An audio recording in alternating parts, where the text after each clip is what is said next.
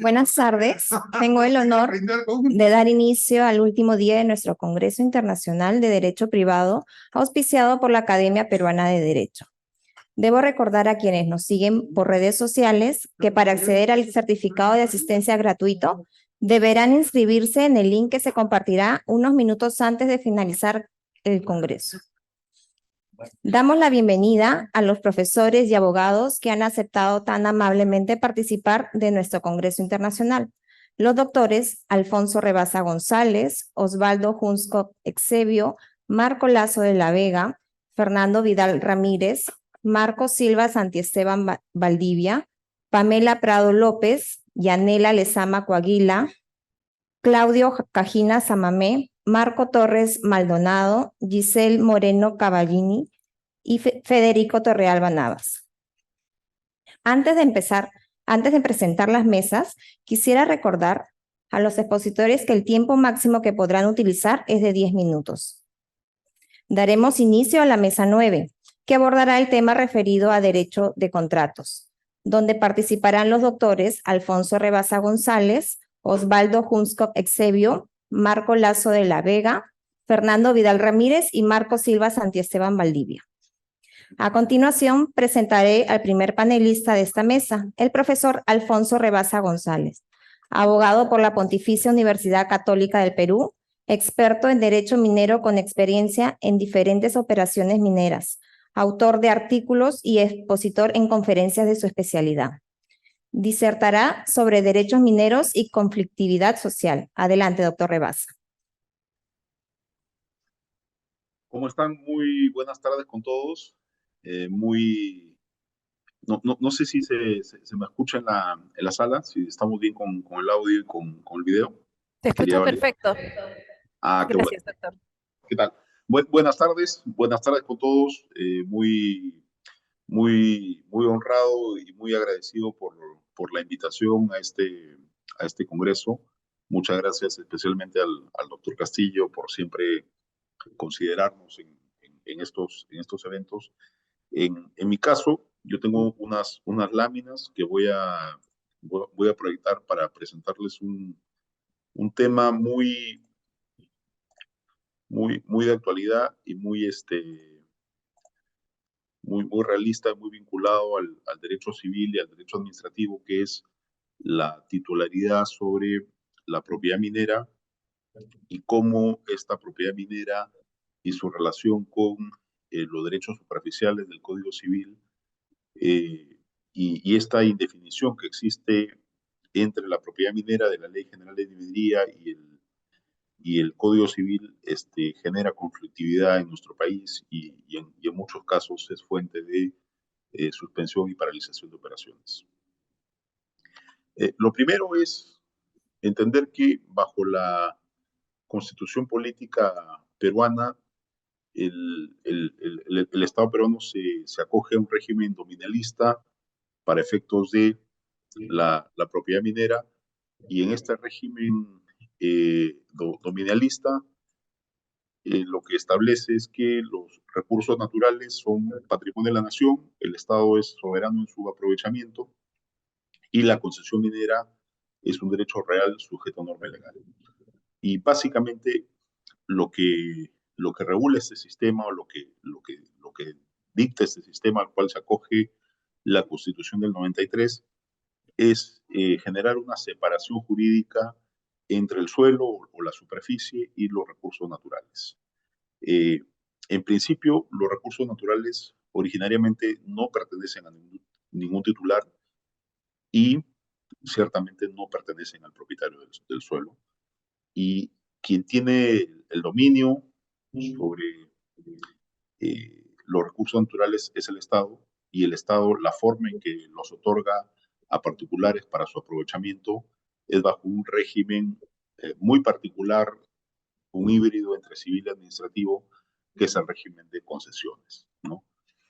El aprovechamiento efectivamente se hace bajo el régimen de concesiones, y en el caso de minería, la figura eminentemente es la concesión minera. Tenemos el artículo 9 de la Ley General de Minería, que expresamente indica que la concesión minera otorga al titular el derecho de exploración y explotación de recursos minerales. Y es curioso porque define la concesión minera como un sólido de profundidad indefinido, limitado por planos verticales, ¿no? Entonces, básicamente, lo que postula el artículo 9 de la Ley General de Minería es que siendo la concesión minera eh, un bien sujeto a definición y sujeto a coordenadas y sujeto a límites, termina siendo un inmueble distinto y separado del predio superficial en el cual se encuentra ubicado, ¿no? Y aquí es donde yo diría que la coexistencia que trata de generar el sistema legal peruano, pero a la vez el conflicto, ¿no? Porque ya vemos nosotros que tenemos por un lado el régimen civil que establece reglas muy claras para la propiedad superficial, que son las reglas estándares típicas del régimen de propiedad superficial. Y por otro lado, esta figura muy particular que es la generación, la creación ficticia de un inmueble diferente eh, dentro del inmueble, si queremos hablarlo de manera simplista, ¿no? Pero que al mismo tiempo está técnicamente definido, ¿no? Con planos, con coordenadas, pero que es un inmueble distinto y es un inmueble separado. Si vamos más adelante, ya tenemos que el propio Código Civil lo que nos dice es que la concesión minera es, es un inmueble, ¿no? Las minas, las canteras, las propias concesiones mineras, el, el, el propio tubo de la Ley General de Minería, como hemos dicho, genera esta ficción y eleva el depósito y yacimiento minero escondido en la tierra a la categoría jurídica de inmueble. Nos dice también que es indivisible, que es acumulable, que es irrenunciable, pero ya el régimen para efectos de la administración de este tipo de inmuebles no es un régimen civil, el régimen es administrativo. De hecho, el régimen para administrar la propiedad minera no es el régimen de derechos reales, sino es el régimen que tiene una autoridad que es el INGEMET y tiene un registro público que es un registro público independiente, que es el registro público de minería, ¿no? Y y la forma de regular su disposición está regulado también por la ley de minería, no está regulado por el Código Civil.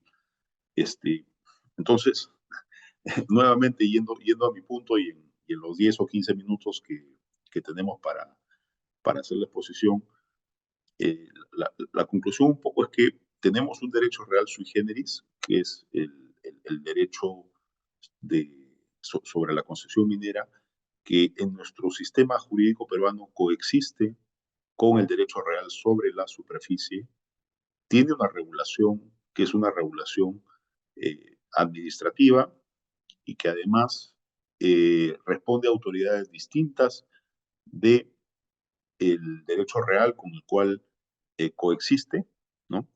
Y tiene una delimitación técnica que muchas veces coincide con la delimitación del derecho real con el cual está superpuesto, ¿no?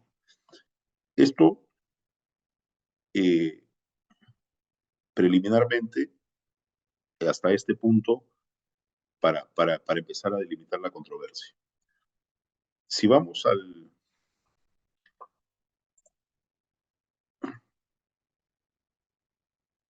Perdón. Si ya vamos a un nivel gráfico, ¿no? Lo que vamos a tener es un terreno superficial, como ustedes pueden ver en el gráfico, y un sólido de profundidad indefinido, que es la concesión minera que ustedes lo ven ahí graficado, ¿no? Lo primero que ven es que, siendo la concesión minera calificada como un sólido de profundidad indefinido, pero al mismo tiempo teniendo tres dimensiones, largo, ancho y profundidad, la coincidencia con el terreno superficial es innegable. Es decir, la concesión minera va a empezar también en la superficie. Es decir, la concesión minera va a formar un cuadrado, un rectángulo, una poligonal, y esa figura va y necesariamente coincidir con la superficie dentro de la cual se ubica la concesión minera. Y aquí es donde se presentan problemas de titularidad, ¿no? Porque típicamente el titular de la concesión minera va a ser un interesado en exploración minera o un operador minero ya en la etapa de explotación, pero el titular del terreno superficial no necesariamente coincide con el titular de la concesión minera. El titular del terreno superficial puede ser un particular, puede ser el Estado, en el mejor de los casos, ¿no? Y en el caso de un particular, bueno, puede ser una comunidad campesina, puede ser una comunidad indígena o puede ser otro particular, ¿no? Como la ley no establece una delimitación, dado el régimen dominionista al cual se acoge la Constitución, sino más bien una superposición de estos dos derechos, ¿no? Eh, lo que genera esta superposición es la coexistencia de dos titularidades sobre una misma área técnicamente definida. Es decir, el titular de la concesión minera, que tiene el derecho del Estado a explotar el mineral que se encuentra en la zona, y al mismo tiempo el titular del derecho superficial, que si bien no tiene el derecho a explotar el recurso natural, sí tiene el derecho a utilizar el terreno superficial, a usufructuarlo, ¿no? Y es ahí donde esta coexistencia, típicamente en el Perú, ha sido fuente de conflictos sociales, ¿no? ¿Por qué? Porque el titular de la concesión minera, para llevar a cabo su actividad, necesariamente se ve obligado a llegar a un acuerdo con el titular del terreno superficial. Si nos vamos al caso del terreno superficial, eh, la, la complicación se hace mayor, ¿no? El artículo 954 del Código Civil peruano es un artículo conocido y es además la única norma que regula la propiedad del subsuelo, ¿no? Dispone que el subsuelo no comprende los recursos naturales y hasta ahí, digamos, hay un límite claro porque es consistente con la regulación de la Constitución de que los recursos naturales son del Estado y se asignan a terceros a través de concesiones mineras, pero sí establece que el predio se extiende al subsuelo, comprendido dentro de los planos verticales de perímetro, hasta donde le sea útil al propietario el ejercicio del derecho, ¿no? Entonces, nuevamente ahí lo que tenemos es un conflicto ya a nivel normativo, porque tenemos este artículo del Código Civil peruano que nos dice que el titular del derecho superficial es también titular del subsuelo, y tenemos un derecho otorgado al concesionario minero que va desde la superficie, como hemos visto en el gráfico anterior, y que claramente de la superficie se extiende al subsuelo, donde se explota el recurso natural, ¿no? Entonces, esa coexistencia de derechos reconocidos por la ley de minería, que viene del año 93, y por el Código Civil peruano, que viene del año 84, es lo que finalmente impide la coexistencia de, en una misma zona, derechos reales de superficie y derechos mineros de, eh, de explotación sobre recursos naturales. Lo que, lo que obliga nuestro sistema o el incentivo que genera nuestro sistema es un incentivo de consolidación del derecho real con el derecho administrativo de explotación. Es decir, en términos prácticos, si uno tiene un derecho de concesión minera, ese derecho de concesión minera no lo puede ejercer sin tener el derecho superficial, porque el régimen legal peruano, como hemos visto, no permite la coexistencia de estos dos derechos, sino que más bien genera conflicto y a lo que apunta es a la consolidación de ambos. Es decir, el titular de la concesión minera necesariamente tiene que adquirir o ver alguna forma de tener una titularidad sobre el derecho superficial. Si no lo hace, no va a poder explotar el recurso natural.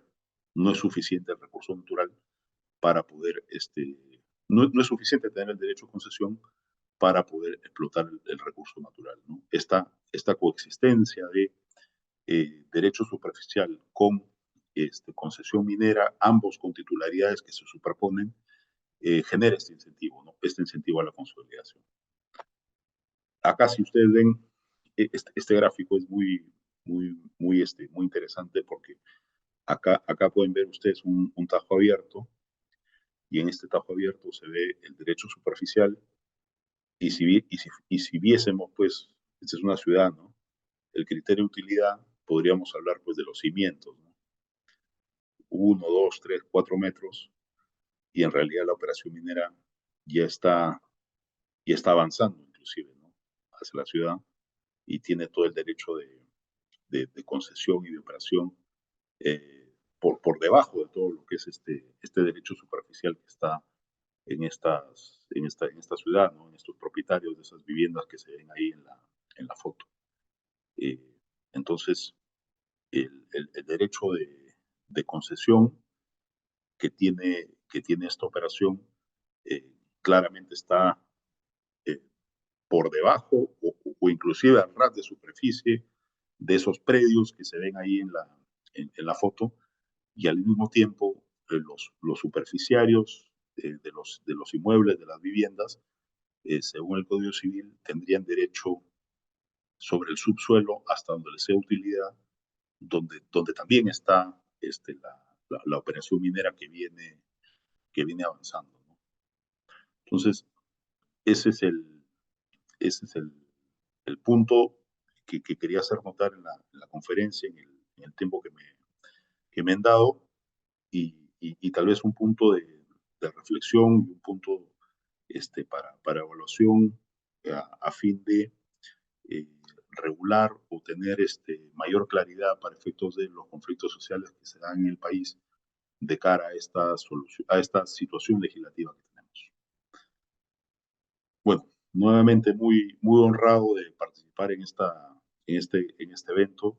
Muchas gracias, doctor Castillo, por la invitación, y yo quedo a disposición si hubiese alguna consulta y cedo la palabra al moderador.